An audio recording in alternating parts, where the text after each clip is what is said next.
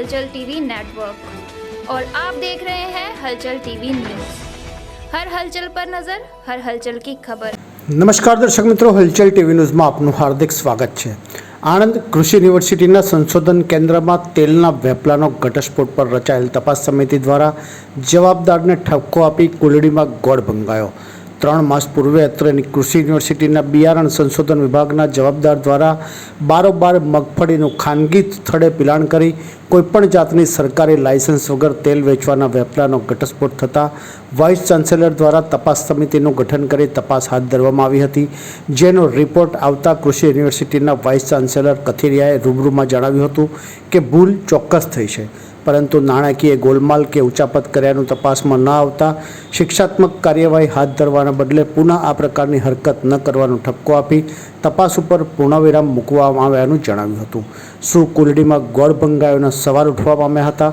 પ્રાપ્ત વિગતો અનુસાર 3 માસ પૂર્વે અત્રેની કૃષિ યુનિવર્સિટીના સંશોધન વિભાગના અધિકારી દ્વારા ખાનગી ઓઇલ મિલ ખાતે મગફળીમાંથી તેલ બનાવડાવી બારોબાર વેચાણ વેપલા કરતા મુદ્દો ચર્ચાની એરણે ચડ્યો હતો। યુનિવર્સિટી દ્વારા તપાસ સમિતિનું ગઠન કરી સમગ્ર મામલે તપાસ હાથ ધરી હતો, જેનો રિપોર્ટ બહાર આવતા યુનિવર્સિટી વાઇસ ચાન્સેલર કથિરિયાની રૂબરૂમાં મુલાકાત કરતા તેઓએ જણાવ્યું હતું કે ભૂલ થવા પામી છે, પરંતુ અધિકારી દ્વારા નાણાકીય ગોલમાલ કે વિશ્વાસઘાત કરવામાં આવ્યો ન હોય, પુનઃ આ પ્રકારની ભૂલ ન થાય તે સચેત રહેવા જણાવ્યું હતું। જાણ કરેલું હતું અને એફએસઆઈનું સર્ટિફિકેટ અમે મેળવ્યું નહોતું, એટલે આ જે બાબત હતી એ બાબતને લઈ અને આ જે ઇસ્યુ ઊભો થયેલો હતો, એટલે ખરેખર અમે જે કંઈ કાર્ય પદ્ધતિ પ્રમાણે અમારે લાયસન્સ ના હોય એટલે તેલનું વેચાણ ના કરી શકાય, એક સીધી બાબત હતી। એટલા માટે એમણે મગફળીના પેરેલલ એના ભાવ ગણી અને એને મગફળીના વેચાણ પ્રમાણે એમનો ભાવ ગણેલ હતો, એને ખોટી કાર્ય પદ્ધતિ અપનાવી કહેવાય। એટલે એ બાબતનો રિપોર્ટ અમને મળ્યો, જે કમિટી હતી એ કમિટીએ બધું અમે તારણ કાઢ્યું, બધાના સ્ટેટમેન્ટો લીધા અને બધા રજિસ્ટરો પણ વેરિફિકેશન કર્યા અને એની ઉપરથી જે એને રિપોર્ટ આપ્યો એની અંદર આ જે બાબત હતી એ બાબત પ્રથમ નીકળી કે ભાઈ આ બાબત છે એ બાબત એમણે કાર્ય પદ્ધતિ પ્રમાણે કરેલી નથી।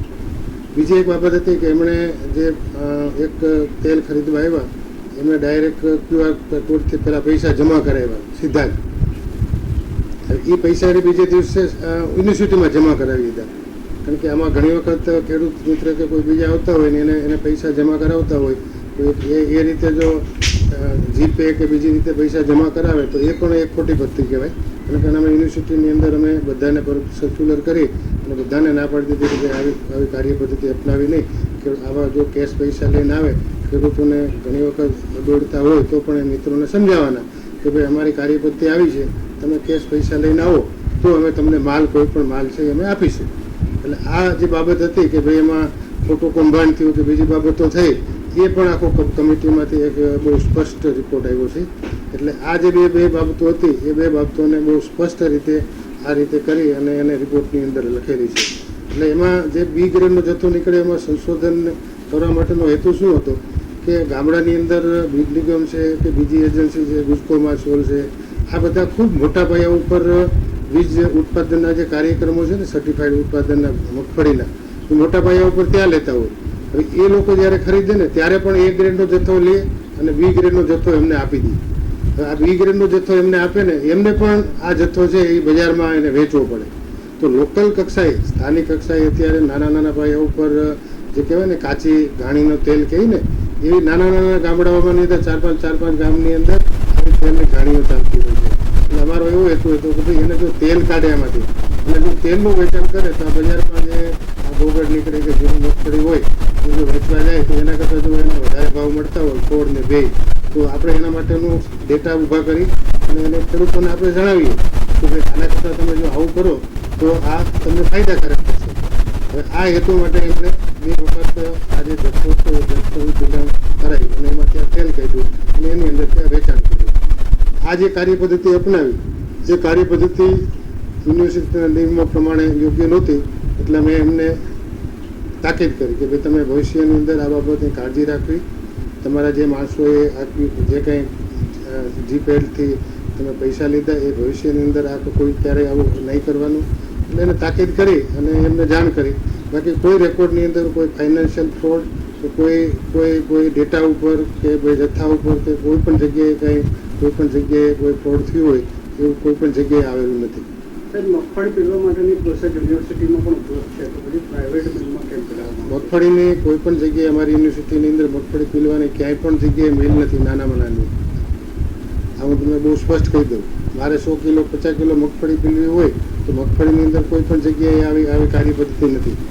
બીજા બધામાં અમારી પાસે જે કાંઈ છે એ બાબતો છે. બાકી મગફળીની અંદર કોઈ પણ જગ્યાએ તેલ કાઢવાની અમારી પાસે કોઈ નાની એવી ગાણી પણ નથી. મગફળીનો જે ખોળ નીકળે એ પણ બારોબાર વેચી નાખવામાં આવે. હવે જે ખોળ નાખ્યો, કારણ કે ખોળનો ઉપયોગ ન થાય એટલે એમાં એમણે જે રિપોર્ટમાં દર્શાવ્યું છે કે એમણે કીધું કે ભાઈ જે ગાણીની અંદર એમણે જે કંઈ પેમેન્ટ કરવાનું થાય એટલે એમણે ખોળ હતો એ ખોળ એમને આપી અને જે કાંઈ એમના ગાણીના પૈસાનું બિલ થાય એ પ્રમાણે એને કમ્પેન્સેટ કરેલું છે એવું એને સ્પષ્ટ રિપોર્ટની અંદર દર્શાવ્યું છે. એટલે એમાં બારોબાર કોઈ વેચાણ થઈ ગયું કે એવું કાંઈ થઈ ગયું કે બે કંઈ ફાઇનાન્શિયલ કોઈ ફ્રોડ થયો એવું કોઈ પણ જગ્યાએ નથી. તપાસ સમિતિ ये है हलचल टीवी नेटवर्क और आप देख रहे हैं हलचल टीवी न्यूज़।